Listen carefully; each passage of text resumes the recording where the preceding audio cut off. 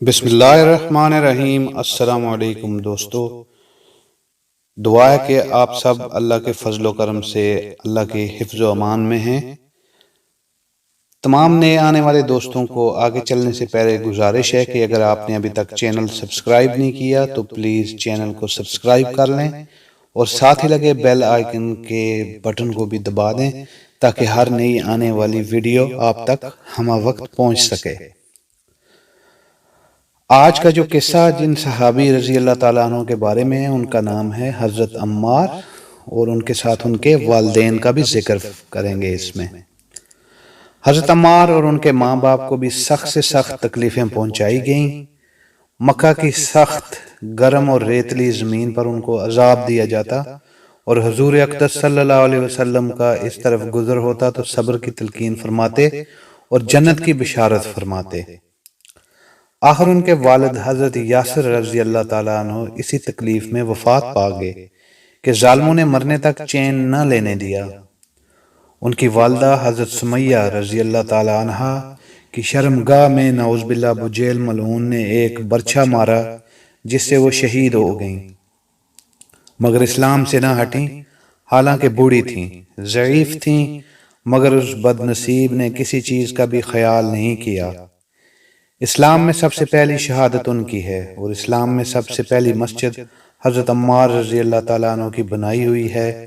جب حضور اقدس صلی اللہ علیہ وسلم ہجرت فرما کر مدینہ تشریف لے گئے تو حضرت عمار رضی اللہ تعالیٰ عنہ نے کہا کہ حضور کے لیے ایک مکان کا سایہ بنانا چاہیے جس میں تشریف رکھا کریں، دوپہر کو آرام فرما لیا کریں اور نماز بھی سایہ میں پڑھ سکیں۔ تو قباء میں حضرت عمار رضی اللہ تعالیٰ عنہ نے اول پتھر جمع کیے، پھر مسجد بنائی۔ لڑائی میں نہایت جوش سے شریک ہوتے تھے۔ ایک مرتبہ مزے میں آ کر کہنے لگے کہ اب جا کر دوستوں سے ملیں گے، محمد صلی اللہ علیہ وسلم اور ان کی جماعت سے ملیں گے۔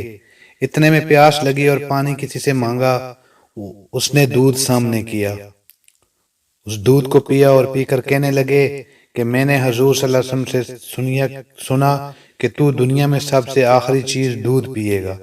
اس کے بعد شہید ہو گئے۔ اس وقت 94 برس کی عمر تھی، بعض نے 1 سال کم بتلائی ہے۔ اگلا قصہ حضرت صہیب رضی اللہ تعالیٰ عنہ کا اسلام کا ہے۔ حضرت صہیب رضی اللہ تعالیٰ عنہ بھی حضرت عمار رضی اللہ تعالیٰ عنہ کے ساتھ مسلمان ہوئے۔ نبی اکرم صلی اللہ علیہ وسلم حضرت ارقم رضی اللہ تعالیٰ عنہ کے مکان پر تشریف فرما تھے کہ یہ دونوں حضرات علیحدہ علیحدہ حاضر خدمت ہوئے اور مکان کے دروازہ پر دونوں اتفاقیہ اکٹھے ہو گئے۔ ہر ایک نے دوسرے کی غرض معلوم کی تو ایک ہی غرض یعنی اسلام لانا اور حضور صلی اللہ علیہ وسلم کے فیض سے مستفید ہونا دونوں کا مقصود تھا۔ اسلام لائے اور اسلام لانے کے بعد جو اس زمانہ میں اس قلیل اور کمزور جماعت کو پیش آتا تھا وہ پیش آیا۔ ہر طرح سے ستائے گئے، تکلیفیں پہنچائی گئیں۔ آخر تنگ آ کر ہجرت کا ارادہ فرمایا تو کافروں کو یہ چیز بھی گوارا نہ تھی کہ یہ لوگ کسی دوسری ہی جگہ جا کر آرام سے زندگی بسر کر لیں۔ اس لیے جس کسی کی ہجرت کا حال معلوم ہوتا تھا اس کو پکڑنے کی کوشش کرتے تھے کہ تکالیف سے نجات نہ پا سکے۔ چنانچہ ان کا بھی پیچھا کیا گیا اور ایک جماعت ان کو پکڑنے کے لیے گئی۔ انہوں نے اپنا ترکش سنبھالا جس میں تیر تھے اور ان لوگوں سے کہا کہ دیکھو تمہیں معلوم ہے کہ میں تم سب سے زیادہ تیر انداز ہوں، اتنے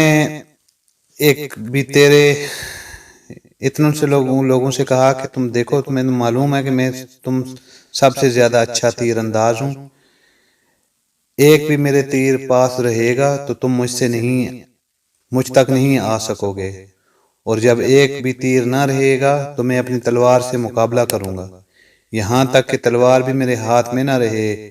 اس کے بعد جو تم سے ہو سکے کرنا۔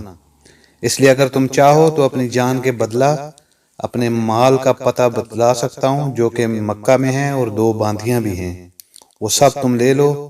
اس پر وہ لوگ راضی ہو گئے اور اپنا مال دے کر جان چھڑائی۔ اسی بارے میں آیت پاک وَمِنَ النَّاسِ وَمَن يَشْرَ نَفْسَهُ ابتغاء مرضات اللہ واللہ رعوف بالعباد نازل ہوئی۔ ترجمہ جس کا ہے، بعض لوگ ایسے ہیں جو اللہ کی رضا کے واسطے اپنی جان کو خرید لیتے ہیں اور اللہ تعالیٰ بندوں پر مہربان ہیں۔ حضور صلی اللہ علیہ وسلم اس وقت کعبہ میں تشریف فرما تھے۔ صورت دے کر ارشاد فرمایا کہ نفع کی تجارت کی صہیب رضی اللہ تعالیٰ عنہ کہتے ہیں کہ حضور اس وقت کھجور نوش فرما رہے تھے اور میری آنکھ دکھ رہی تھی، میں بھی ساتھ کھانے لگا۔ حضور صلی اللہ علیہ وسلم نے فرمایا آنکھ تو دکھ رہی ہے اور کھجوریں کھاتے ہو؟ میں نے عرض کیا حضور صلی اللہ علیہ وسلم اس آنکھ کی طرف سے کھاتا ہوں جو تندرست ہے۔ حضور صلی اللہ علیہ وسلم یہ جواب سن کر ہنس پڑے۔ حضرت صہیب رضی اللہ تعالیٰ عنہ بڑے ہی خرچ کرنے والے تھے، حتیٰ کہ حضرت عمر رضی اللہ تعالیٰ عنہ ان سے فرمایا کہ تم فضول خرچی کرتے ہو۔ انہوں نے عرض کیا کہ نا حق کہیں خرچ نہیں کرتا۔ حضرت عمر رضی اللہ تعالیٰ عنہ کا جب وصال ہونے لگا تو انہی کو جنازہ کی نماز پڑھانے کی نصیحت فرمائی۔ اگلا قصہ حضرت عمر رضی اللہ تعالیٰ عنہ کا ہے۔ حضرت عمر رضی اللہ تعالیٰ عنہ جن کے پاک نام پر آج مسلمانوں کو فخر ہے اور جن کے جوش ایمانی سے آج 1300 سال بعد، ابھی تو 1500 سال ہو گئے ہیں، تک کافروں کے دلوں میں خوف ہے ان کا۔ اسلام لانے سے قبل مسلمانوں کے مقابلہ اور تکالیف پہنچانے میں بھی ممتاز تھے۔ نبی اکرم صلی اللہ علیہ وسلم کے قتل کے درپے رہتے تھے۔ ایک روز کفار نے مشورہ کی کمیٹی قائم کی کہ ہے کوئی جو محمد کو قتل کرے؟ عمر رضی اللہ تعالیٰ عنہ نے کہا کہ میں کروں گا۔ لوگوں نے کہا کہ بے شک تم ہی کر سکتے ہو۔ عمر تلوار لٹکائے ہوئے اٹھے اور چل دیے۔ اسی فکر میں جا رہے تھے کہ ایک صاحب قبیلہ زہرہ کہ جن کا نام حضرت سعد بن ابی وقاص رضی اللہ تعالیٰ عنہ ہے اور بعضوں نے اور صاحب لکھے ہیں، ملے۔ انہوں نے پوچھا کہ عمر کہاں جا رہے ہو؟ کہنے لگے محمد صلی اللہ علیہ وسلم کے قتل کی فکر میں ہوں، نعوذ باللہ۔ سعد نے کہا بنو ہاشم اور بنو زہرہ اور بنو عبد مناف سے کیسے مطمئن ہوگے؟ وہ تم کو بدلہ میں قتل کر دیں گے۔ اس جواب پر بگڑ گئے اور کہنے لگے کہ معلوم ہوتا ہے تو بھی بے دین یعنی مسلمان ہو گیا ہے، لا پہلے تجھی کو نمٹا دوں۔ یہ کہہ کر تلوار سونت لی اور حضرت سعد رضی اللہ تعالیٰ عنہ نے بھی یہ کہہ کر ہاں میں مسلمان ہو گیا ہوں تلوار سنبھال لی۔ دونوں طرف سے تلوار چلنے کو تھی کہ حضرت سعد رضی اللہ تعالیٰ عنہ نے کہا کہ پہلے اپنے گھر کی تو خبر لے، تیری بہن اور بینوئی دونوں مسلمان ہو چکے ہیں۔ یہ سننا تھا کہ غصہ سے بپھر گئے اور سیدھے بہن کے گھر گئے۔ وہاں حضرت خباب رضی اللہ تعالیٰ عنہ موجود تھے، کواڑ بند کیے ہوئے۔ ان دونوں میاں بیوی کو قرآن شریف پڑھا رہے تھے۔ حضرت عمر رضی اللہ تعالیٰ عنہ نے کواڑ کھولے۔ ان کی آواز سے حضرت خباب رضی اللہ تعالیٰ عنہ تو جلدی سے اندر چھپ کے اور وہ صحیفہ بھی جلدی میں باہر ہی رہ گیا جس پر آیت قرآنی لکھی ہوئی تھی۔ ہمشیرہ نے کواڑ کھولے۔ حضرت عمر رضی اللہ تعالیٰ عنہ کے ہاتھ میں کوئی چیز تھی جس کو بہن کے سر پر مارا، جس سے سر سے خون بہنے لگا اور کہا کہ اپنی جان کی دشمن تو بھی بددین ہو گئی ہے۔ اس کے بعد گھر میں آئے اور پوچھا کیا کر رہے تھے؟ یہ آواز کس کی تھی؟ بینوئی نے کہا کہ بات چیت کر رہے تھے۔ کہنے لگے کیا تم نے اپنے دین کو چھوڑ کر دوسرا دین اختیار کر لیا؟ بینوئی نے کہا اگر دوسرا دین حق ہو تب یہ سننا تھا کہ ان کی داڑھی پکڑ کر کھینچی اور بے تحاشا ٹوٹ پڑے اور زمین پر گرا کر خوب مارا۔ بہن نے چھڑانے کی کوشش کی تو ان کے منہ پر ایک تمانچہ اس زور سے مارا کہ خون نکل آیا۔ وہ بھی آخر عمر ہی کی بہن تھیں۔ کہنے لگیں کہ عمر ہم کو اس وجہ سے مارا جاتا ہے کہ ہم مسلمان ہو گئے۔ بے شک ہم مسلمان ہو گئے ہیں اور تجھ سے ہو سکے تو تو کر لے، جو تجھ سے ہو سکے تو کر لے۔ اس کے بعد حضرت عمر رضی اللہ تعالیٰ عنہ کی نگاہ صحیفہ پر پڑی جو جلدی میں باہر رہ گیا تھا اور غصہ کا جوش بھی تھا۔ میر اس مار پیٹ سے کم ہو گیا تھا اور بہن کے اس طرح خون میں بھر جانے سے شرم سی بھی آ رہی تھی۔ کہنے لگے کہ اچھا مجھے یہ دکھلاؤ یہ کیا ہے؟ بہن نے کہا کہ تو ناپاک ہے اور اس کو ناپاک ہاتھ نہیں لگا سکتے۔ ہر چند اصرار کیا مگر وہ بے وضو اور غسل کو بنا وضو اور غسل کے دینے کو تیار نہ ہوئی۔ حضرت عمر رضی اللہ تعالیٰ عنہ نے غسل کیا اور اس کو لے کر پڑھا۔ اس میں سورہ طٰہٰ لکھی ہوئی تھی۔ اس کو پڑھنا شروع کیا ہاں اللہ اکبر. ایک آیت ہے، ان اننی انا اللہ لا الہ الا انا فاعبدنی واقم الصلاۃ للذکر تک پڑھا تھا کہ حالت ہی بدل گئی. کہنے لگے اچھا مجھے بھی محمد صلی اللہ علیہ وسلم کی خدمت میں لے چلو.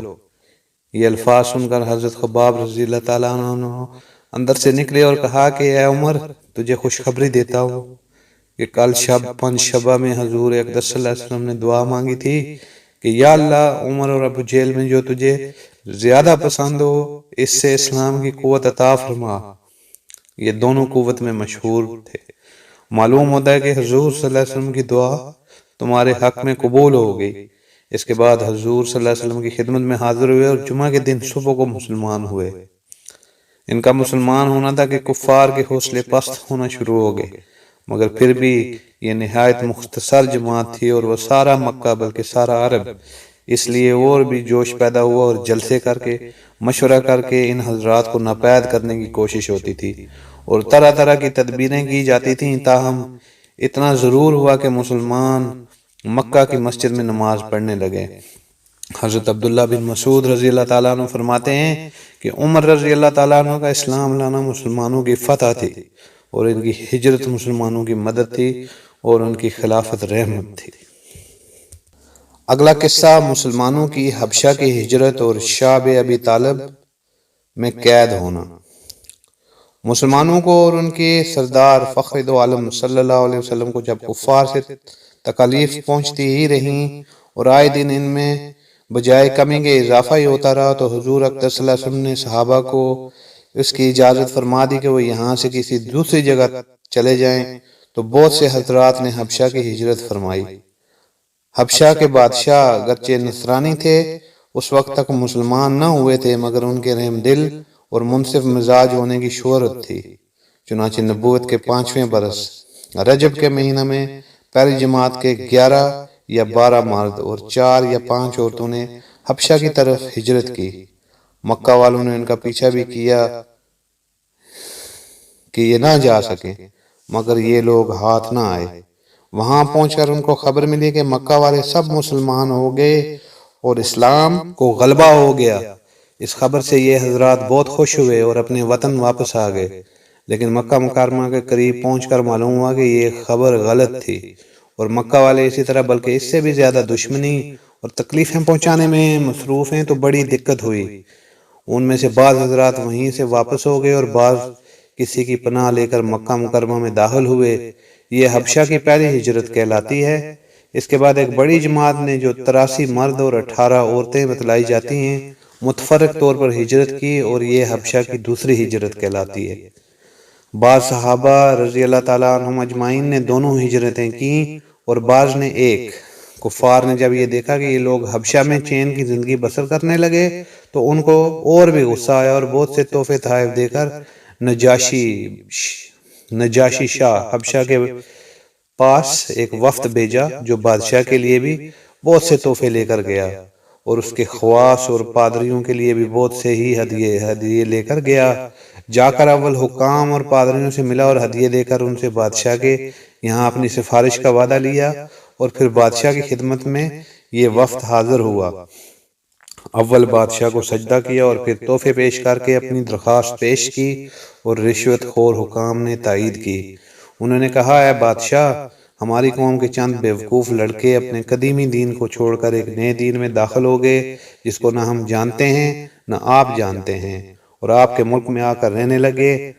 ہم کو شرفائے مکہ نے ان لوگوں کے باپ چچا اور رشتہ داروں نے بھیجا ہے کہ ان کو واپس لائیں. آپ ان کو ہمارے سپرد کر دیں. بادشاہ نے کہا کہ جن لوگوں نے میری پناہ پکڑی ہے بغیر تحقیق ان کو حوالہ نہیں کر سکتا. اول ان سے بلا کر تحقیق کر لوں، اگر یہ صحیح ہوا تو حوالہ کر دوں گا. چنانچہ مسلمانوں کو بلایا گیا. مسلمان اول تو بہت پریشان ہوئے، کیا کریں، مگر اللہ کے فضل نے مدد کی اور ہمت سے یہ طے کیا کہ چلنا چاہیے اور صاف بات کہنا چاہیے. بادشاہ کے یہاں پہنچ کر سلام کیا. کسی نے اعتراض کیا کہ تم بادشاہ کو آداب شاہی کے موافق سجدہ نہیں کیا. ان لوگوں نے کہا ہم کو ہمارے نبی صلی اللہ علیہ وسلم نے اللہ کے سوا کسی کو سجدہ کرنے کی اجازت نہیں دی۔ اس کے بعد بادشاہ نے ان سے حالات دریافت کیے۔ حضرت جعفر رضی اللہ تعالیٰ عنہ آگے بڑھے اور فرمایا کہ ہم لوگ جہالت میں پڑے ہوئے تھے، نہ اللہ کو جانتے تھے نہ اس کے رسولوں سے واقف تھے، پتھروں کو پوجتے تھے، مردار کھاتے تھے، برے کام کرتے تھے، رشتوں ناتوں کو توڑتے تھے۔ ہم میں کبھی کا ضعیف کو ہلاک کر دیتا تھا۔ ہم اسی حال میں تھے کہ اللہ نے اپنا ایک رسول بھیجا جس کے نسب کو، اس کی سچائی کو، اس کی امانت داری کو، پرہیزگاری کو ہم خوب جانتے ہیں۔ اس نے ہم کو ایک اللہ وحدہ لا شریک کی عبادت کی طرف بلایا اور پتھروں اور بتوں کے پوجنے سے منع فرمایا۔ اس نے ہم کو اچھے کام کرنے کا حکم دیا، برے کاموں سے منع کیا۔ اس نے ہم کو سچ بولنے کا حکم دیا، امانت داری کا حکم دیا، صلہ رحمی کا حکم دیا، پڑوسی کے ساتھ اچھا برتاؤ کرنے کا حکم دیا، نماز، روزہ، صدقہ، خیرات کا حکم دیا اور اچھے اخلاق کی تعلیم دی۔ زنا، بدکاری، جھوٹ بولنا، یتیم کا مال کھانا، کسی پر تہمت لگانا اور اس قسم کے برے اعمال سے منع کیا۔ ہم کو قرآن پاک کی تعلیم دی، ہم اس پر ایمان لائے اور اس کے فرمان کی تعمیل کی، جس پر ہماری قوم ہماری دشمن ہو گئی اور ہم کو ہر طرح سے ستایا۔ ہم لوگ مجبور ہو کر تمہاری پناہ میں آئے اپنے نبی صلی اللہ علیہ وسلم کی اجازت کے ساتھ۔ بادشاہ نے کہا جو قرآن تمہارے نبی لے کر آئے ہیں وہ مجھے کچھ سناؤ۔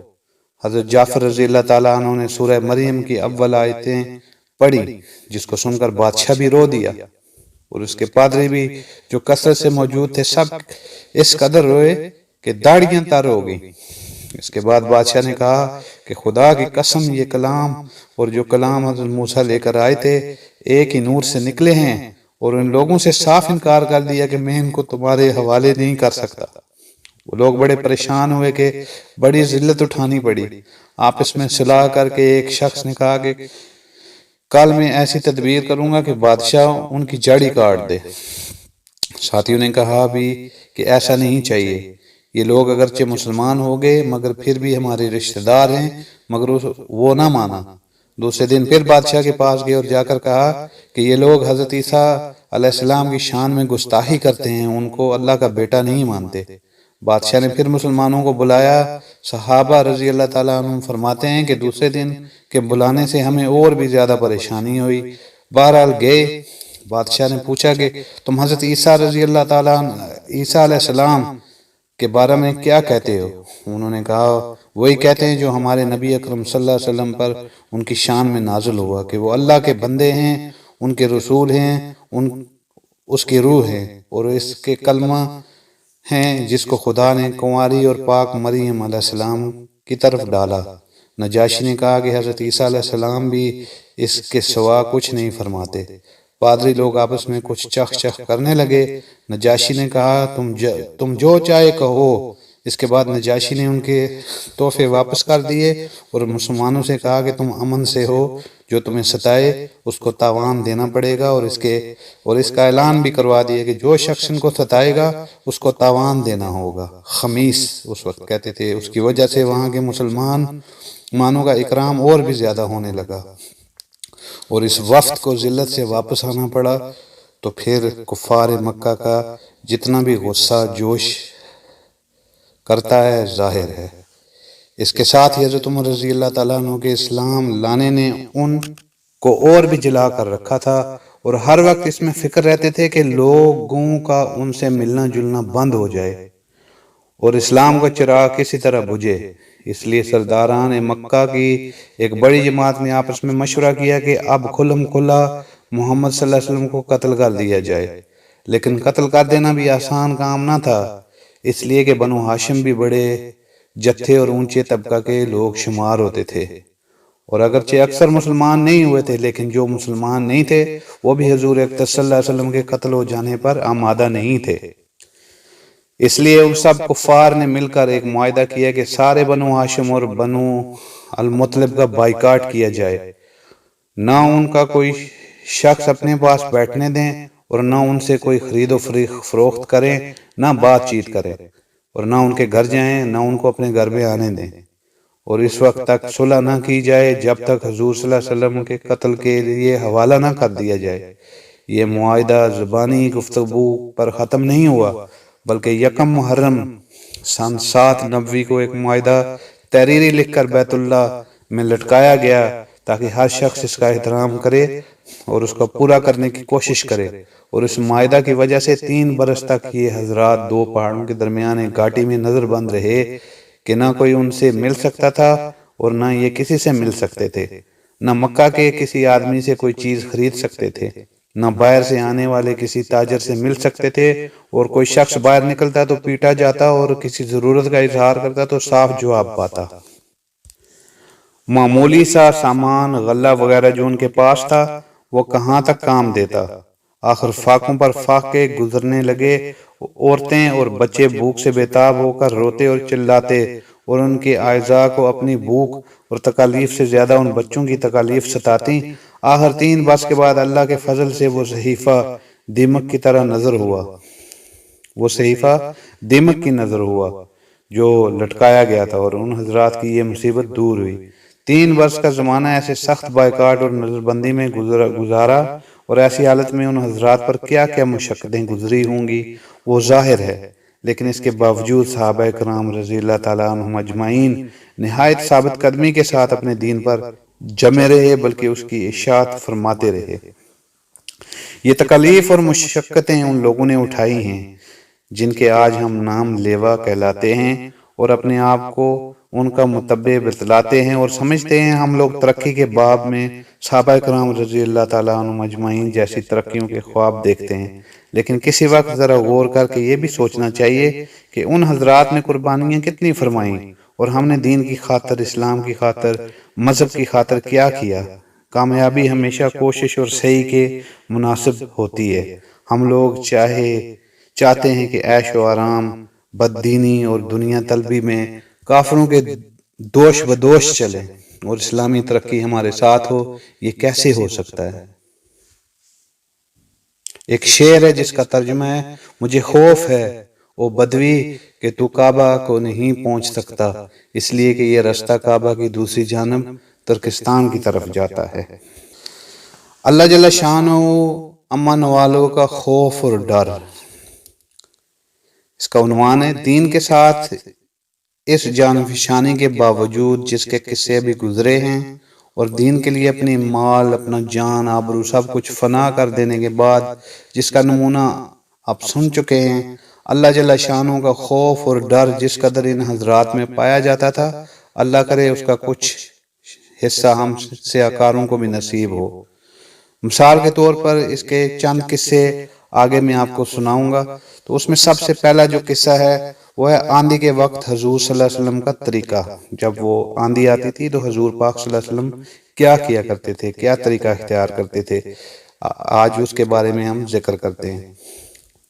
حضرت عائشہ رضی اللہ تعالیٰ عنہ فرماتی ہیں کہ جب ابر، آندھی وغیرہ ہوتی تو حضور اقدس صلی اللہ علیہ وسلم کے چہرہ انور پر اس کا اثر ظاہر ہوتا تھا، اور چہرہ کا رنگ فق ہو جاتا تھا، اور خوف کی وجہ سے کبھی اندر تشریف لے جاتے، کبھی باہر تشریف لاتے، اور یہ دعا پڑھتے، اللہم انی اسألک خیرہا و خیر ما فیہا و خیر ما ارسلت بہ و اعوذ بک من شرہا و شر ما فیہا و شر ما ارسلت بہ، جس کا ترجمہ یہ ہے، یا اللہ اس ہوا کی بھلائی چاہتا ہوں، اور جو اس ہوا میں ہو بارش وغیرہ اس کی بھلائی چاہتا ہوں، اور جس غرض کے لیے یہ بھیجی گئی اس کی بھلائی چاہتا ہوں۔ یا اللہ میں اس ہوا کی برائی سے پناہ مانگتا ہوں، اور جو اس چیز میں ہے اور جس غرض سے یہ بھیجی گئی ہے اس کی برائی سے پناہ مانگتا ہوں۔ اور جب بارش شروع ہو جاتی تو چہرہ پر انبساط شروع ہو جاتا۔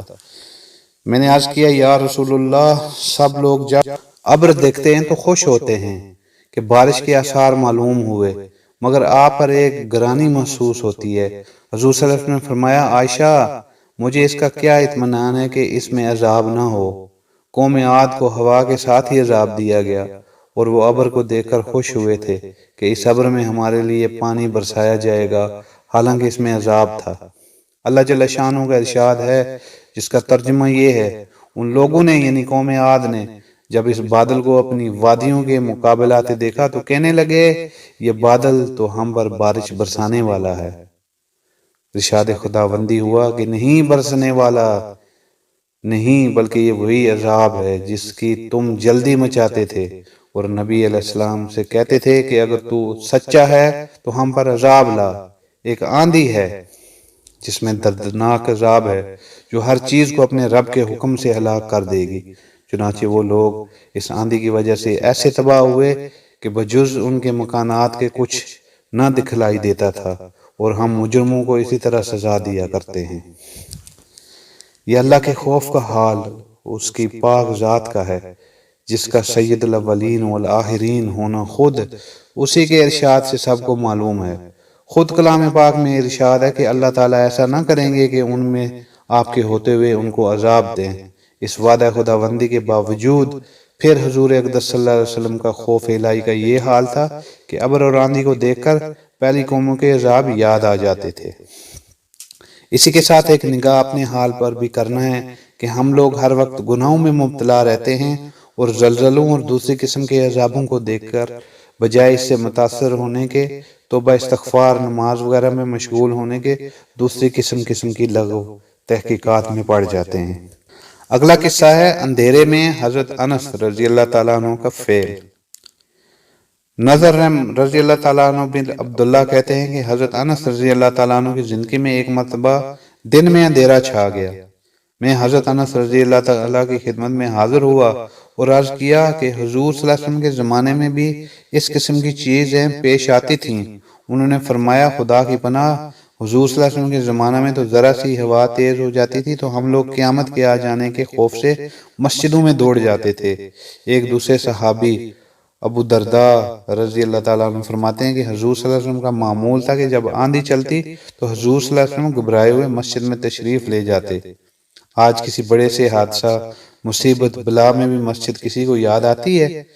عوام کو چھوڑ کر خواص میں بھی اس کا اہتمام کچھ پایا جاتا ہے؟ آپ خود ہی اس کا جواب اپنے دل میں سوچ لیں۔ اگلا قصہ سورج گرہن میں حضور صلی اللہ علیہ وسلم کا عمل، ایکلپس جس کو بولتے ہیں۔ حضور اقدس صلی اللہ علیہ وسلم کے زمانہ میں سورج گرہن ہو گیا۔ صحابہ کو فکر ہوئی کہ اس موقع پر حضور صلی اللہ علیہ وسلم کیا عمل فرمائیں گے، کیا کریں گے، اس کی تحقیقات کی جائیں۔ جو حضرات اپنے اپنے کام میں مشغول تھے چھوڑ کر دوڑے ہوئے آئے۔ نوعمر لڑکے جو تیر اندازی کی مشق کر رہے تھے ان کو چھوڑ کر لپکے ہوئے آئے تاکہ یہ دیکھیں کہ حضور صلی اللہ علیہ وسلم اس وقت کیا کریں گے۔ کتنا اشتیاق ہوتا تھا ان کو۔ نبی اکرم صلی اللہ علیہ وسلم نے 2 رکعت کسوف کی نماز پڑھی جو اتنی لمبی تھی کہ لوگ غش کھا کر گرنے لگے۔ نماز میں نبی اکرم صلی اللہ علیہ وسلم روتے تھے اور فرماتے تھے اے رب کہ آپ نے مجھ سے اس کا وعدہ نہیں فرما رکھا کہ آپ ان لوگوں کو میرے موجود ہوتے ہوئے عذاب نہ فرمائیں گے، اور ایسی حالت میں بھی عذاب نہ فرمائیں گے کہ وہ لوگ استغفار کرتے رہیں۔ سورہ انفال میں اللہ جل شانہ نے اس کا وعدہ فرما رکھا ہے۔ پھر حضور صلی اللہ علیہ وسلم نے لوگوں کو نصیحت فرمائی کہ جب کبھی ایسا موقع ہو اور آفتاب یا چاند گرہن ہو جائے تو گھبرا کر نماز کی طرف متوجہ ہو جایا کرو۔ جو آخرت کے حالات دیکھتا ہوں اگر تم کو معلوم ہو جائیں تو ہنسنا کم کر دو اور رونے کی کثرت کر دو۔ جب کبھی ایسے حالت پیش آئے نماز پڑھو، دعا مانگو، صدقہ کرو۔ سبحان اللہ۔ حضور صلی اللہ علیہ وسلم کا تمام رات روتے رہنے کا قصہ پیش کرتا ہوں آپ کے سامنے۔ نبی اکرم صلی اللہ علیہ وسلم ایک مرتبہ تمام رات روتے رہے اور صبح تک نماز میں یہ آیت تلاوت فرماتے رہے۔ اللہ اکبر، جس کا ترجمہ یہ ہے اے اللہ اگر آپ ان کو سزا دیں جب بھی آپ مختار ہیں، یہ آپ کے بندے ہیں اور آپ ان کے مالک کو حق ہے کہ بندوں کو جرائم پر سزا دے۔ اگر آپ ان کو معاف فرما دیں تو بھی آپ مختار ہیں، آپ زبردست قدرت والے ہیں، تو معافی پر بھی قدرت ہے، اور حکمت والے ہیں تو معافی میں بھی حکمت کے موافق ہوگی۔ امام اعظم رحمۃ اللہ علیہ کے متعلق بھی نقل کیا گیا کہ وہ ایک شب تمام رات وَامْتَازُوا الْيَوْمَ أَيُّهَا الْمُجْرِمُونَ پڑھتے رہے اور روتے رہے۔ مطلب آیت شریفہ کا یہ ہے کہ قیامت کے دن مجرموں کو حکم ہوگا کہ دنیا میں تو سب ملے جلے رہے، مگر آج مجرم لوگ سب سے الگ ہو جائیں اور غیر مجرم الگ۔ اس حکم کو سن کر جتنا بھی رویا جائے تھوڑا ہے کہ نہ معلوم اپنا شمار مجرموں میں ہوگا یا فرما برداروں میں۔ اگلا قصہ حضرت ابو بکر صدیق رضی اللہ تعالیٰ عنہ پر اللہ کا ڈر۔ حضرت ابو بکر صدیق رضی اللہ تعالیٰ عنہ جو باجماع اہل سنت انبیاء علیہ السلام کے علاوہ تمام دنیا کے آدمیوں سے افضل ہیں، اور ان کا جنتی ہونا بھی یقینی ہے کہ خود حضور صلی اللہ علیہ وسلم نے ان کو جنتی ہونے کی بشارت دی، بلکہ جنتیوں کی ایک جماعت کا سردار بتایا، اور جب جنت کے سب دروازوں سے ان کی پکار اور بلاوے کی خوشخبری دی، اور یہ بھی فرمایا کہ میری امت میں سب سے پہلے ابو بکر جنت میں داخل ہوں گے۔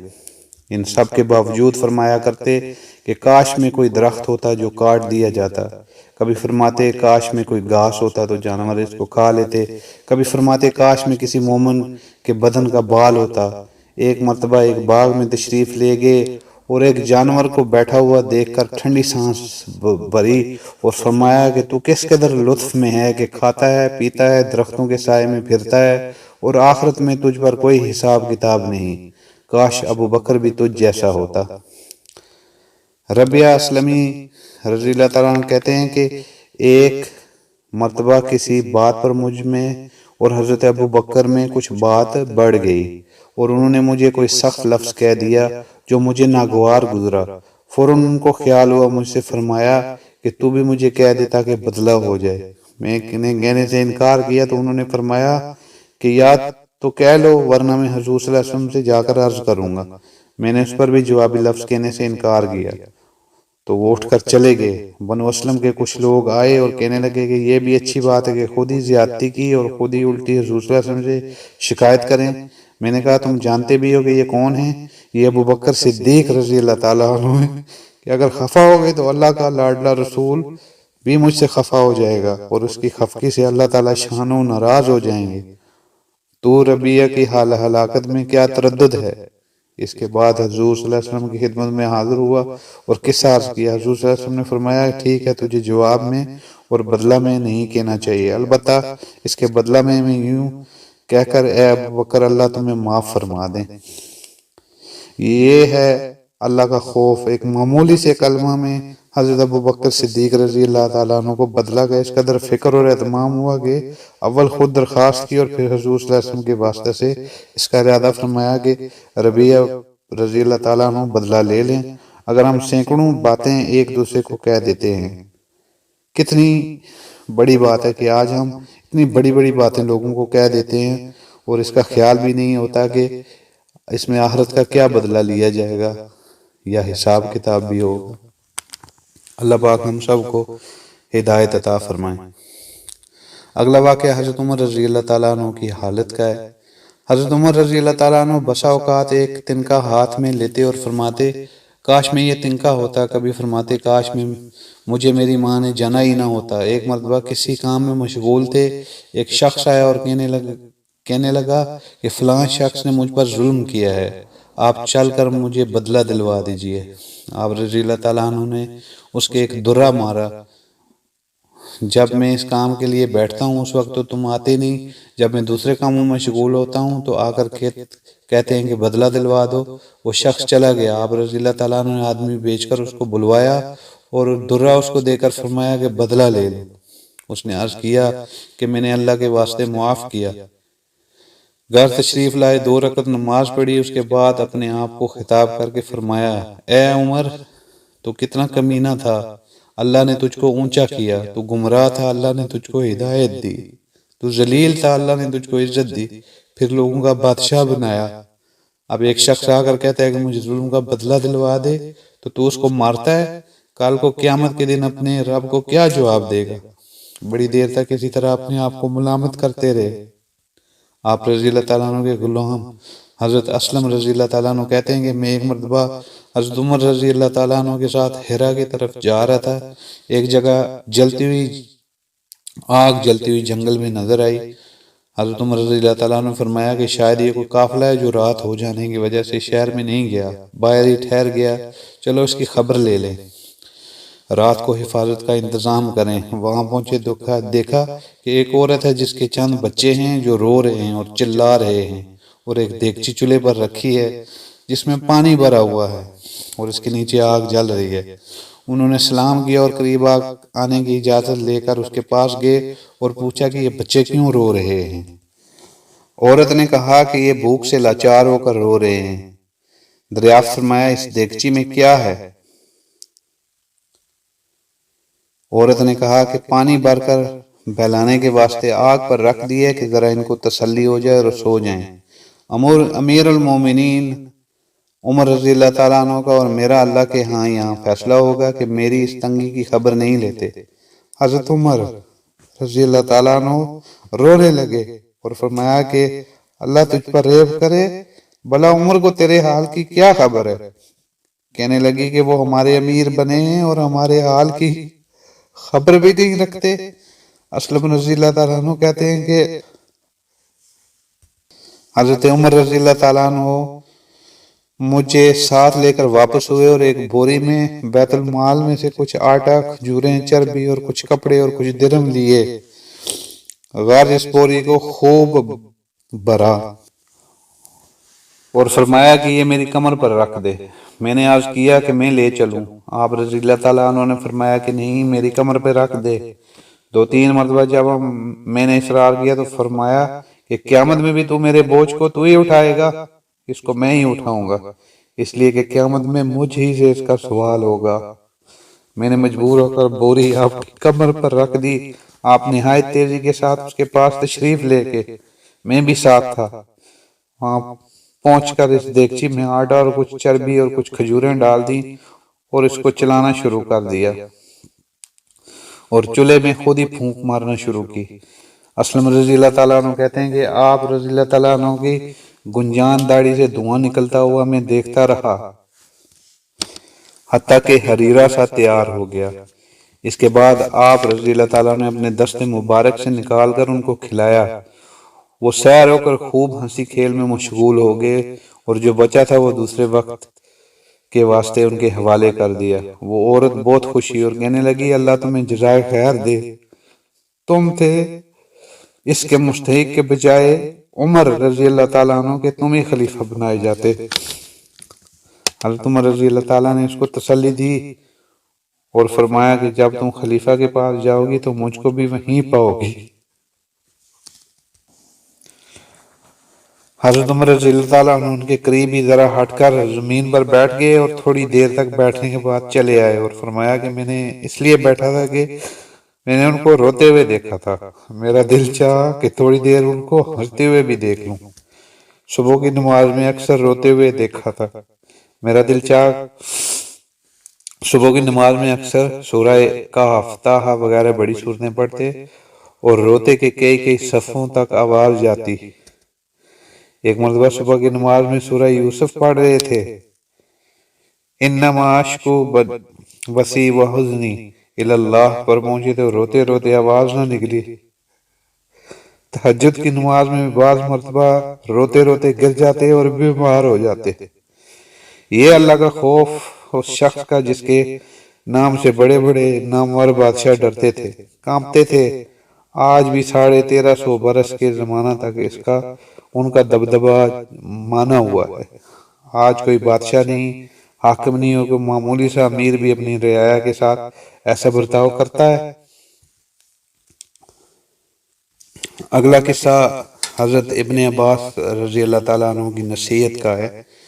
وہب رضی اللہ تعالیٰ عنہ بن منبع کہتے ہیں کہ حضرت عبداللہ بن عباس رضی اللہ تعالیٰ عنہ کی ظاہری بینائی جانے کے بعد میں ان کو لیے جا رہا تھا، وہ مسجد حرام میں تشریف لے گئے۔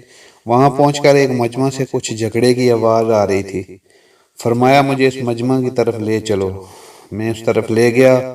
وہاں پہنچ کر آپ رضی اللہ تعالیٰ عنہ نے سلام کیا اور ان لوگوں سے نے بیٹھنے کی درخواست کی تو آپ رضی اللہ تعالیٰ عنہ نے انکار فرما دیا اور فرمایا کہ تمہیں معلوم نہیں کہ اللہ کے خاص بندوں کی جماعت وہ ہوگی جن کو اس کے خوف نے چپ کرا رکھا ہے، حالانکہ نہ وہ عاجز ہیں نہ گونگے بلکہ فصیح لوگ ہیں، بولنے والے ہیں، سمجھدار ہیں، مگر اللہ تعالیٰ کی بڑائی کے ذکر نے ان کی عقلوں کو اڑا رکھا ہے، ان کے دل اس کی وجہ سے ٹوٹے رہتے ہیں اور زبانیں چپ رہتی ہیں، اور جب اس حالت پر ان کو پختگی میسر ہو جاتی ہے تو اس کی وجہ سے نیک کاموں میں وہ جلدی کرتے ہیں، اور تم لوگ ان سے کہاں ہٹ گئے؟ وہب رضی اللہ تعالیٰ عنہ کہتے ہیں کہ اس کے بعد میں نے 2 آدمیوں کو بھی ایک جگہ جمع نہیں دیکھا۔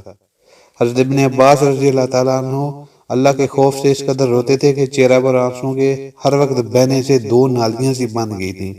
اوپر کے حصہ میں حضرت ابن عباس رضی اللہ تعالیٰ عنہ نے نیک کاموں پر اہتمام کا یہ ایک سہل نسخہ بتلایا کہ اللہ کی عظمت اور اس کی بڑائی کا سوچ لیا جائے کہ اس کے بعد ہر قسم کا نیک عمل سہل ہے، آسان ہے، پھر اور یقیناً اخلاص سے بھرا ہوا ہوگا۔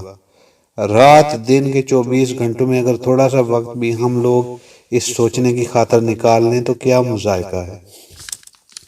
اگلا قصہ تبوک کے سفر میں قوم سمود کی بستی پر گزر۔ غزوہ تبوک مشہور غزوہ ہے اور نبی اکرم صلی اللہ علیہ وسلم کا آخری غزوہ ہے۔ حضور اقدس صلی اللہ علیہ وسلم کو اطلاع ملی کہ روم کا بادشاہ مدینہ منورہ پر حملہ کرنے کا ارادہ کر رہا ہے اور بہت بڑا لشکر لے کر شام کے راستے مدینہ کو آ رہا ہے۔ اس خبر پر 5 رجب سن 9 ہجری 5 شعبہ کو نبی اکرم صلی اللہ علیہ وسلم اس کے مقابلہ کے لیے مدینہ طیبہ سے روانہ ہو گئے۔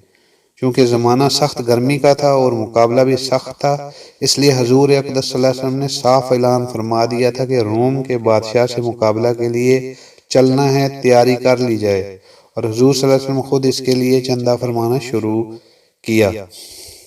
یہی لڑائی ہے جس میں حضرت ابو بکر صدیق رضی اللہ تعالیٰ عنہ گھر کا سارا سامان لے آئے، اور جب ان سے پوچھا کہ گھر والوں کے لیے کیا چھوڑا تو فرمایا ان کے لیے اللہ اور اس کے رسول کو چھوڑایا۔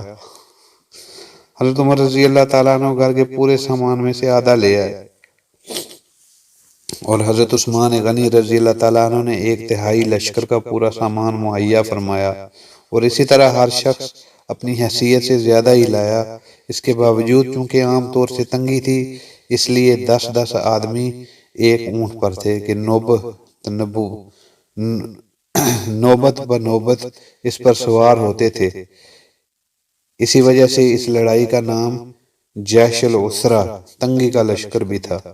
یہ لڑائی نہایت ہی سخت تھی کہ سفر بھی دور کا تھا اور موسم بھی اس قدر سخت گرمی کا کہ انتہا نہیں تھی، اور اس کے ساتھ ہی مدینہ طیبہ میں کھجور کے پکنے کا زمانہ زور پر تھا کہ سارے باغ بالکل پکے ہوئے کھڑے تھے، اور کھجور پر ہی مدینہ طیبہ والوں کی زندگی کا زیادہ دار و مدار تھا کہ سال بھر کی روزی جمع کرنے کا گویا یہی زمانہ تھا۔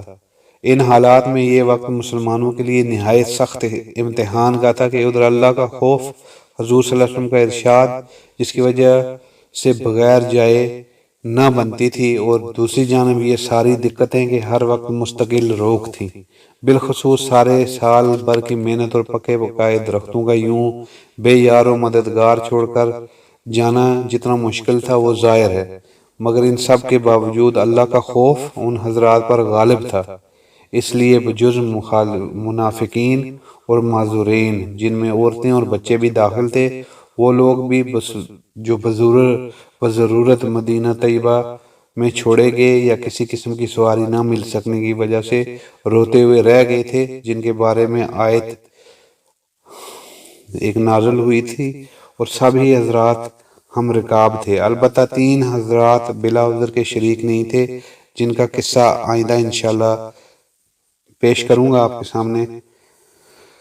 راستہ میں قوم سمود کی بستی پر گزر ہوا تو حضور اقدس صلی اللہ علیہ وسلم نے دامن سے اپنے چہرہ انور کو ڈھانک لیا اور اونٹنی کو تیز کر دیا، اور صحابہ رضی اللہ تعالیٰ عنہ کو بھی فرمایا کہ یہاں سے تیز چلو اور ظالموں کی بستیوں میں سے روتے ہوئے گزرو اور اس سے ڈرتے ہوئے گزرو کہ تم پر بھی خدا نہ خواستہ وہ عذاب کہیں نازل نہ ہو جائے جو ان پر نازل ہوا۔ اللہ کا پیارا نبی صلی اللہ علیہ وسلم اللہ رسول عذاب والی جگہ سے ڈرتا ہوا، خوف کرتا ہوا گزر رہا تھا، اور اپنے جانثار دوستوں کو بھی جو اس سخت مجبوری کے وقت میں بھی جانثاری کا ثبوت دیتے ہیں، روتے ہوئے جانے کا حکم فرمایا کہ خدا نہ خواستہ وہ عذاب ان پر نہ نازل ہو جائے۔ ہم لوگ کسی بستی میں زلزلہ آ جائے تو اس کو سیرگاہ بنا لیتے ہیں اور کھنڈروں کو تفریح کی جگہ بنا لیتے ہیں، اور رونا تو درکنار رونے کا خیال بھی دل میں نہیں لاتے۔ اگلا قصہ تبوک میں حضرت کعب رضی اللہ تعالیٰ عنہ کی غیر حاضری اور توبہ۔ اسی تبوک کی لڑائی میں معذورین کے علاوہ 80 سے زیادہ منافق انصار میں سے تھے، وہ اتنے ہی تقریباً بدوی لوگوں میں سے تھے۔ ان کے علاوہ ایک بڑی جماعت باہر کے لوگوں میں سے ایسی تھی جو شریک نہیں ہوئے، اور اتنا ہی نہیں بلکہ یہ لوگ دوسروں کو بھی لا تنفروا فی الحر کہہ کر روکتے تھے، گرمی میں نہ نکلو، جس کا ترجمہ یہ ہے۔ حق تعالیٰ شانو فرماتے ہیں کہ جہنم کی آگ کی گرمی بہت سخت ہے۔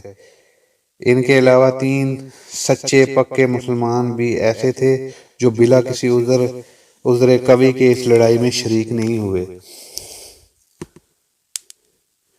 ایک کعب رضی اللہ تعالیٰ عنہ بن مالک، دوسرے ہلال بن امیہ رضی اللہ تعالیٰ عنہ، تیسرے مرارہ بن ربیع رضی اللہ تعالیٰ عنہ۔ یہ تینوں حضرات کسی نفاق یا عذر سے نہیں ٹھہرے بلکہ خوشحالی ہی رہ جانے کا سبب بن گئی۔ کعب رضی اللہ تعالیٰ عنہ اپنی سرگزشت جو اس موقع پر پیش آئی مفصل سناتے ہیں، جو اگلے قصوں میں آ رہی ہے۔ مرارہ بن ربیع کا باغ خوب پھل رہا تھا، ان کو خیال ہوا کہ اگر میں چلا گیا تو یہ سب ضائع ہو جائے گا۔ میں ہمیشہ میں لڑائیوں میں شریک ہوتا ہی رہا ہوں، مگر اس مرتبہ رہ گیا تو کیا مذائقہ ہے، اس لیے ٹھہر گئے۔ مگر جب خیال ہوا چونکہ باغ ہی ان کا سبب ہوا تھا، اس لیے سب کو اللہ کے راستہ میں صدقہ کر دیا، پورے کے پورے باغ کو صدقہ کر دیا۔ جب ان کو یہ خیال آیا کہ اس باغ کی وجہ سے میں لڑائی میں شریک نہیں ہو سکا تو پورے کے پورے باغ کو صدقہ کر دیا۔ ہلال رضی اللہ تعالیٰ عنہ کے اہل و اعزاء جو کہیں گئے ہوئے تھے، اتفاق سے اس موقع پر سب جمع ہو گئے۔ ان کو بھی یہی خیال ہوا کہ ہمیشہ شرکت کرتا ہی رہتا ہوں، مگر اس موقع پر نہ جاؤں تو کیا حرج ہے، اس لیے ٹھہر گئے۔ مگر خیال ہونے پر سب سے تعلقات منقطع کر لینے کا ارادہ کیا کہ یہ تعلقات ہی ہیں جنہوں نے لڑائی میں شرکت نہ کرنے دی۔ حضرت کعب رضی اللہ تعالیٰ عنہ کا قصہ حدیث میں کثرت سے آتا ہے۔ وہ اپنی سرگزشت بڑی تفصیل سے سنایا کرتے تھے۔ وہ فرماتے ہیں کہ میں تبوک سے پہلے کسی لڑائی میں بھی اتنا قوی و مالدار نہیں تھا جتنا کہ تبوک کے وقت تھا۔ اس وقت میرے پاس خود اپنی ذاتی 2 اونٹنیاں تھیں، اس سے پہلے کبھی بھی 2 اونٹنیاں میرے پاس ہونے کی نوبت نہیں آئی۔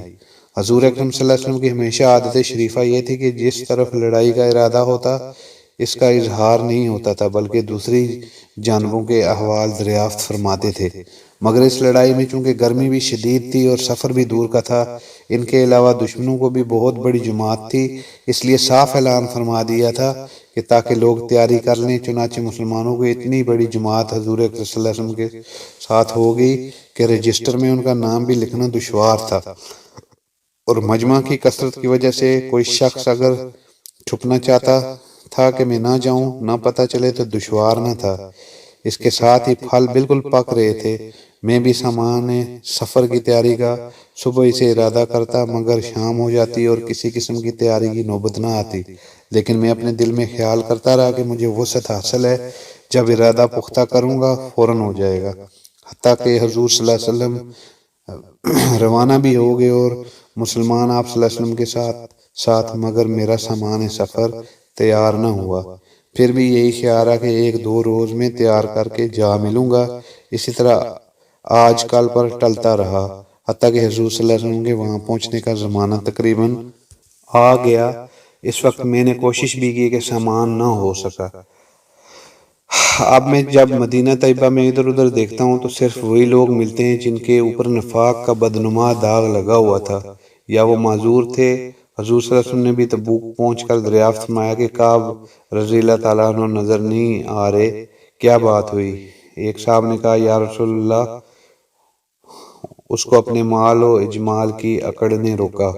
حضرت معاذ رضی اللہ تعالیٰ عنہ نے فرمایا کہ غلط کہا، ہم جہاں تک سمجھتے ہیں وہ بھلا آدمی ہے، مگر حضور اکرم صلی اللہ علیہ وسلم نے بالکل سکوت فرمایا اور کچھ نہیں بولے۔ حتیٰ کہ چند روز میں نے واپسی کی خبر سنی تو مجھے رنج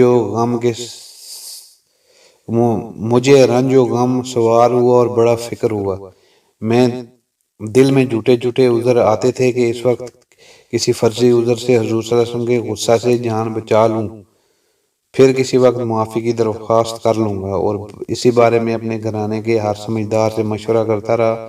مگر جب مجھے معلوم ہو گیا کہ حضور صلی اللہ علیہ وسلم تشریف لے ہی آئے تو میرے دل نے فیصلہ کیا کہ بغیر سچ کے کوئی چیز نجات نہیں دے گی۔ میں نے سچ سچ عرض کرنے کی ٹھان ہی لی۔ حضور صلی اللہ علیہ وسلم کی عادت شریفہ یہ تھی کہ وہ جب سفر سے واپس تشریف لاتے تو اول مسجد میں تشریف لے جاتے اور 2 رکعت تحیۃ المسجد پڑھتے اور وہاں تھوڑی دیر تشریف رکھتے کہ لوگوں سے ملاقات فرمائیں۔ چنانچہ حسب معمول حضور صلی اللہ علیہ وسلم تشریف فرما رہے تھے اور منافق لوگ آ کر جھوٹے جھوٹے عذر کرتے اور قسمیں کھاتے رہے۔ حضور صلی اللہ علیہ وسلم نے ان کے ظاہری حال کو قبول فرماتے رہے اور باطن کو اللہ کے سپرد فرماتے رہے کہ اتنے میں بھی حاضر ہوا اور سلام کیا۔ حضور صلی اللہ علیہ وسلم نے ناراضگی کے انداز میں تبسم فرمایا اور اعراض فرمایا۔ میں نے عرض کیا، یا اللہ کے نبی، آپ نے اعراض فرما لیا، میں خدا کی قسم نہ تو میں منافق ہوں اور نہ مجھے ایمان میں کوئی تردد ہے۔ ارشاد فرمایا کہ یہاں آ۔ میں قریب ہو کر بیٹھ گیا۔ حضور صلی اللہ علیہ وسلم نے فرمایا، تجھے کس چیز نے روکا؟ کیا تو نے اونٹنیاں نہیں خرید رکھی تھیں؟ میں نے عرض کیا، یا رسول اللہ، اگر میں کسی دنیا دار کے پاس اس وقت ہوتا تو مجھے یقین ہے کہ میں اس کے غصہ سے معقول عذر کے ساتھ خلاصی پا لیتا کہ مجھے بات کرنے کا سلیقہ اللہ تعالیٰ نے عطا فرمایا ہے، لیکن آپ صلی اللہ علیہ وسلم کے متعلق مجھے معلوم ہے، اگر جھوٹ سے آپ کو راضی کر لوں تو قریب ہے کہ اللہ جل شانہ مجھ سے ناراض ہوں گے، اور اگر آپ سے صاف صاف عرض کر دوں تو آپ کو غصہ آئے گا، لیکن قریب ہے کہ اللہ کی پاک ذات آپ کے عتاب کو زائل فرما دے۔ اس لیے سچ ہی عرض کرتا ہوں کہ واللہ مجھے کوئی عذر نہیں تھا، اور جیسا فارغ اور وسعت والا میں اس زمانہ میں تھا کسی زمانہ میں بھی اس سے پہلے نہیں ہوا۔ حضور صلی اللہ علیہ وسلم نے ارشاد فرمایا، اس نے سچ کہا۔ پھر فرمایا، اچھا اٹھ جاؤ، تمہارا فیصلہ حق تعالی شانہ فرمائیں گے۔ میں وہاں سے اٹھا تو میری قوم کے بہت سے لوگوں نے مجھے ملامت کی کہ تو نے اس سے پہلے کوئی گناہ نہیں کیا، اگر تو کوئی عذر کر کے حضور صلی اللہ علیہ وسلم سے استغفار کی درخواست کرتا تو حضور صلی اللہ علیہ وسلم استغفار تیرے لیے کافی تھا۔ میں نے ان سے پوچھا کہ کوئی اور بھی ایسا شخص ہے جس کے ساتھ یہ معاملہ ہوا ہو؟ لوگوں نے بتلایا کہ 2 شخصوں کے ساتھ اور بھی یہی معاملہ ہوا کہ انہوں نے بھی یہی گفتگو کی جو تو نے کی، اور یہی جواب ان کو ملا جو تجھ کو ملا۔ ایک ہلال بن امیہ رضی اللہ تعالیٰ عنہ اور دوسرے مرارہ بن ربی رضی اللہ تعالیٰ عنہ۔ میں نے دیکھا کہ وہ صالح شخص دونوں بدری ہیں، وہ بھی میرے شریک حال ہیں۔ حضور اقدس صلی اللہ علیہ وسلم نے ہم تینوں سے بولنے کی ممانعت بھی فرما دی کہ کوئی شخص ہم سے کلام نہ کرے۔ یہ قاعدہ کی بات ہے کہ غصہ اسی پر آتا ہے جس سے تعلق ہوتا ہے، اور تنبیہ اسی کو کی جاتی ہے جس میں اس کی اہلیت بھی ہو۔ جس میں اصلاح و صلاح کی قابلیت ہی نہ ہو اس کو تنبیہ کون کرتا ہے؟ کعب رضی اللہ تعالیٰ عنہ کہتے ہیں کہ حضور صلی اللہ علیہ وسلم کی ممانعت پر لوگوں نے ہم سے بولنا چھوڑ دیا اور ہم سے اجتناب کرنے لگے، اور گویا دنیا ہی بدل گئی، حتیٰ کہ زمین باوجود اپنی وسعت کے مجھ پر تنگ معلوم ہونے لگی، سارے لوگ اجنبی معلوم ہونے لگے، در و دیوار اوپرے بن گئے۔ مجھے سب سے زیادہ اس کا فکر تھا کہ میں اس حال میں مر گیا تو حضور صلی اللہ علیہ وسلم جنازے کی نماز بھی نہ پڑھیں گے، اور خدا نہ خواستہ حضور صلی اللہ علیہ وسلم کا وصال ہو گیا تو میں ہمیشہ ہمیشہ کے لیے ایسا ہی رہوں گا کہ نہ مجھ سے کوئی کلام کرے گا اور نہ میری نماز پڑھے گا۔ حضور صلی اللہ علیہ وسلم کے ارشاد کے خلاف کون کر سکتا ہے؟ غرض ہم لوگوں نے 50 دن اسی حال میں گزارے۔ میرے دونوں ساتھی تو شروع ہی سے گھروں میں چھپ کر بیٹھ گئے، میں سب میں قوی تھا، چلتا پھرتا بازار میں جاتا، نماز میں شریک ہوتا، مگر مجھ سے بات کوئی نہ کرتا۔ حضور صلی اللہ علیہ وسلم کی مجلس میں حاضر ہو کر سلام کرتا اور بہت غور سے خیال کرتا کہ حضور صلی اللہ علیہ وسلم کے لب مبارک جواب کے لیے ہلے یا نہیں۔ نماز کے بعد حضور صلی اللہ علیہ وسلم کے قریب ہی کھڑے ہو کر نماز پوری کرتا اور آنکھ چرا کر دیکھتا کہ حضور مجھے دیکھتے بھی ہیں یا نہیں۔ جب میں نماز میں مشغول ہوتا تو حضور صلی اللہ علیہ وسلم مجھے دیکھتے، اور جب میں ادھر ادھر متوجہ ہوتا تو حضور صلی اللہ علیہ وسلم منہ پھیر لیتے اور میری جانب سے اعراض فرما دیتے۔ غرض یہی حالات گزرتے رہے، اور مسلمانوں کا بات چیت بند کرنا مجھ پر بہت ہی بھاری ہو گیا، تو میں ابو قتادہ رضی اللہ تعالیٰ عنہ کی دیوار پر چڑھا۔ میرے رشتہ دار رشتہ کے چچا کے بھائی بھی تھے اور مجھ سے تعلقات بھی بہت ہی زیادہ تھے۔ میں نے اوپر چڑھ کر سلام کیا، انہوں نے اسلام کا جواب نہ دیا۔ میں نے ان کو قسم دے کر پوچھا کہ کیا تمہیں معلوم نہیں کہ مجھے اللہ اور اس کے رسول سے محبت ہے؟ انہوں نے اس کا بھی جواب نہ دیا۔ میں نے دوبارہ قسم دی اور دریافت کیا، وہ پھر بھی چپ رہے۔ میں نے تیسری مرتبہ پھر قسم دے کر پوچھا، انہوں نے کہا اللہ جانے اور اس کا رسول۔ یہ کلمہ سن کر میری آنکھوں سے آنسو نکل پڑے اور وہاں سے لوٹ آیا۔ اسی دوران میں ایک مرتبہ مدینہ کے بازار میں جا رہا تھا کہ ایک قبطی کو جو نصرانی تھا شام سے مدینہ منورہ اپنے غلہ فروخت کرنے آیا تھا۔ یہ کہتے ہوئے سنا کہ کوئی کعب بن مالک کا پتہ بتا دو۔ لوگوں نے اس کو میری طرف اشارہ کر کے بتایا۔ وہ میرے پاس آیا اور غسان کے کافر بادشاہ کا خط مجھے لا کر دیا۔ اس میں لکھا ہوا تھا، ہمیں معلوم ہوا کہ تمہارے آقا نے تم پر ظلم کر رکھا ہے، تمہیں اللہ ذلت کی جگہ نہ رکھے اور ضائع نہ کرے، تم ہمارے پاس آ جاؤ، ہم تمہاری مدد کریں گے۔ اللہ اکبر۔ دنیا کا قاعدہ ہوتا ہے کہ کسی بڑے کی طرف سے اگر چھوٹوں کو تنبیہ ہوتی ہے تو اس کو بہکانے والے اور زیادہ کھونے کی کوششیں کیا کرتے ہیں، اور وہ خیرخواہ بن کر اس قسم کے الفاظ سے اشتعال دلایا ہی کرتے ہیں۔ کعب رضی اللہ تعالیٰ عنہ کہتے ہیں کہ میں نے ایک خط پڑھ کر انا للہ پڑھی کہ میری حالت یہاں تک پہنچ گئی کہ کافر بھی مجھ پر طمع کرنے لگے اور مجھے اسلام تک سے ہٹانے کی تدبیریں ہونے لگیں۔ یہ ایک اور مصیبت آئی اور اس خط کو لے جا کر میں نے ایک تنور میں پھونک دیا اور حضور صلی اللہ علیہ وسلم نے جا کر عرض کیا کہ یا رسول اللہ، آپ کے اعراض کی وجہ سے میری یہ حالت ہوگی کہ کافر مجھ پر طمع کرنے لگے۔ اسی حالت میں 40 روز ہم پر گزرے ہی تھے کہ حضور صلی اللہ علیہ وسلم کا قاصد میرے پاس حضور صلی اللہ علیہ وسلم کا ارشاد لے کر آیا کہ اپنی بیوی کو بھی چھوڑ دو۔ میں نے دریافت کیا کہ کیا منشا ہے، اس کو طلاق دے دوں؟ کہا نہیں، بلکہ علیحدگی اختیار کر لو۔ اور میرے دونوں ساتھیوں کے پاس بھی انہی کے قاصد کی معرفت یہی حکم پہنچا۔ میں نے اپنی بیوی سے کہہ دیا کہ تو اپنے میکے چلی جا، جب اللہ تعالیٰ اور اس کا امر کا فیصلہ فرمائیں وہیں رہنا۔ ہلال بن امیہ رضی اللہ تعالیٰ عنہ کی بیوی حضور صلی اللہ علیہ وسلم کی خدمت میں حاضر ہوئی اور عرض کیا کہ ہلال بالکل بوڑھے شخص ہیں، کوئی خبر گیری کرنے والا نہ ہوگا تو ہلاک ہو جائیں گے۔ اگر آپ اجازت دیں اور آپ کو گرانی نہ ہو تو میں کچھ کام کاج ان کا کر دیا کروں۔ حضور صلی اللہ علیہ وسلم نے فرمایا مذائقہ نہیں، لیکن صحبت نہ کریں۔ انہوں نے عرض کیا یا رسول اللہ، اس چیز کی طرف تو ان کو میلان بھی نہیں۔ جس روز سے یہ واقعہ پیش آیا آج تک ان کا وقت روتے ہی گزر رہا ہے۔ کعب رضی اللہ تعالیٰ عنہ کہتے ہیں مجھ سے بھی کہا گیا کہ ہلال کی طرح تو بھی اگر بیوی کی خدمت کی اجازت لے لے تو شاید مل جائے۔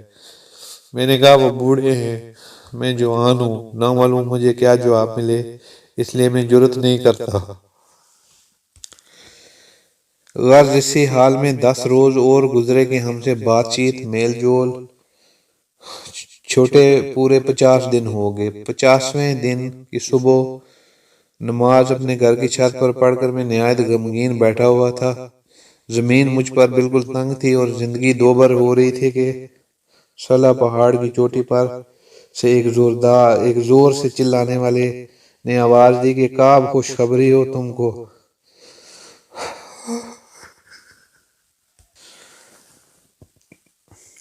میں نے اتنا ہی سن کر سجدے میں گر گیا اور خوشی کے مارے رونے لگا اور سمجھا کہ تنگی دور ہوگی۔ حضور اقدس صلی اللہ علیہ وسلم نے صبح کی نماز کے بعد ہماری معافی کا اعلان فرمایا، جس پر ایک شخص نے تو پہاڑ پر چڑھ کر زور زور سے آواز دی کہ وہ سب سے پہلے مجھ تک پہنچ گئی۔ اس کے بعد ایک صاحب گھوڑے پر سوار ہو کر بھاگے ہوئے آئے۔ میں جو کپڑے پہن رہا تھا وہ نکال کر بشارت دینے والے کی نظر کر دیے۔ خدا کی قسم ان 2 کپڑوں کے سوا اور کوئی کپڑا اس وقت میری ملکیت میں نہ تھا۔ اس کے بعد میں نے 2 کپڑے مانگے ہوئے پہنے اور حضور صلی اللہ علیہ وسلم کی خدمت میں حاضر ہوا، اور اسی طرح میرے دونوں ساتھیوں کے پاس بھی خوشخبری لے کر لوگ گئے۔ میں جب مسجد نبوی میں حاضر ہوا تو لوگ جو خدمت اقدس میں حاضر تھے مجھے مبارکباد دینے کے لیے دوڑے، اور سب سے پہلے ابو طلحہ رضی اللہ تعالیٰ عنہ نے بڑھ کر مبارکباد دی اور مصافحہ کیا، جو ہمیشہ ہی یادگار رہے گا۔ میں نے حضور صلی اللہ علیہ وسلم کی بارگاہ میں جا کر سلام کیا تو چہرہ انور کھل رہا تھا اور انوار خوشی کے چہرے سے ظاہر ہو رہے تھے۔ حضور اقدس صلی اللہ علیہ وسلم کا چہرہ مبارک خوشی کے وقت میں چاند کی طرح سے چمکنے لگتا تھا۔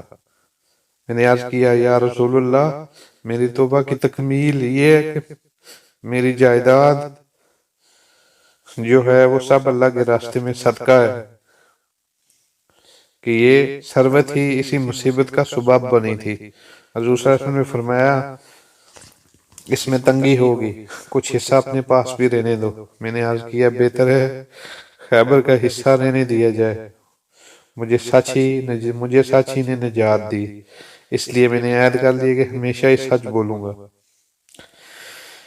اللہ، یہ ہے صحابہ کرام رضی اللہ تعالیٰ عنہ کی اطاعت اور دینداری کا اور اللہ کے خوف کا نمونہ، کہ ہمیشہ جنگ میں یہ حضرات شریک رہے۔ ایک مرتبہ غیر حاضری پر کیا عتاب ہوا، اور اس کو کس فرمانبرداری سے برداشت کیا کہ 50 دن رو کر گزار دیے، اور مال جس کی وجہ سے یہ واقعہ پیش آیا تھا وہ بھی صدقہ کر دیا، اور کافروں نے طمع دلائی تو بجائے مشتعل ہونے کے اور زیادہ پشیمان ہوئے، اور اس کو بھی اللہ کا عتاب اور حضور صلی اللہ علیہ وسلم کے اعراض کی وجہ سے سمجھا کہ میرے دین کا ذوف اس درجہ تک پہنچ گیا کہ کافروں کو بھی اس کی طمع ہونے لگی وہ مجھے بے دین بنا دیں۔